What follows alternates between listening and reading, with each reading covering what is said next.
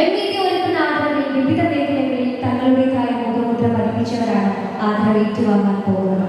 വലതു ചുമലിൽ ഒരു തുണിസഞ്ചിയുമായി വർഷങ്ങളുടെ സഞ്ചാരം, വെട്ടിയൊതുക്കിയ താടിയും മുഖത്തിന് അനുയോജ്യമായ കണ്ണടയും കഷണ്ടിയിൽ അവശേഷിക്കുന്ന ചീകിയൊതുക്കിയ മുടിയും, ഇതാണ് അദ്ദേഹത്തിൻ്റെ രൂപം. മട്ടന്നൂരിൻ്റെ തെരുവോരങ്ങളിൽ വർഷങ്ങളായുള്ള പരിചിത മുഖം. ജലവിഭവ വകുപ്പിൽ നിന്ന് അഡ്മിനിസ്ട്രേറ്റീവ് അസിസ്റ്റൻ്റ് സർവീസിൽ നിന്ന് വിരമിച്ച വിജയകുമാർ പരിയാരം അന്നും ഇന്നും തിരക്കിലാണ്. അന്ന് ശാസ്ത്ര സാഹിത്യ പരിഷത്തിൻ്റെ അമരക്കാരനായി അരങ്ങുവാണപ്പോൾ ഇന്ന് വൈവിധ്യ പുസ്തകങ്ങളുടെ രചനയിലാണ് അദ്ദേഹം. ശാസ്ത്രവും സാഹിത്യവും സമന്വയിച്ചപ്പോൾ ലഭിച്ച ആത്മവിശ്വാസത്തിൽ നിന്ന് പിറവിയെടുത്തതാണ് പുസ്തകരചന.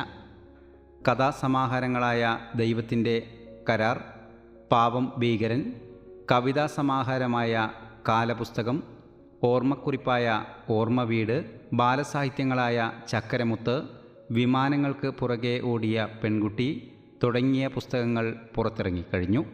എല്ലാം വിറ്റഴിഞ്ഞത് ചൂടപ്പം പോലെ തന്നെ. എന്നും ആരോടും സൗമ്യമായി കുശലം പറഞ്ഞും പഴയ സൗഹൃദങ്ങളെ കാത്തുസൂക്ഷിച്ചും പുഞ്ചിരി തൂകുന്ന മുഖവുമായി നടന്നു നീങ്ങുകയാണ് വിജയകുമാർ. മനസ്സിൽ ഒരു രാഷ്ട്രീയമുണ്ടെങ്കിലും അതിനെല്ലാം ഉപരി വൈവിധ്യ കക്ഷി രാഷ്ട്രീയക്കാരുടെ സർവ്വ സൗഹൃദങ്ങളും മനസ്സിൽ സൂക്ഷിക്കുകയാണ് വിജയേട്ടൻ എന്ന് സൗഹൃദങ്ങൾ സ്നേഹത്തോടെ വിളിക്കുന്ന ഇദ്ദേഹം. സാമൂഹ്യ സാംസ്കാരിക പ്രവർത്തനത്തിന് 4 പതിറ്റാണ്ടിൻ്റെ തിളക്കം.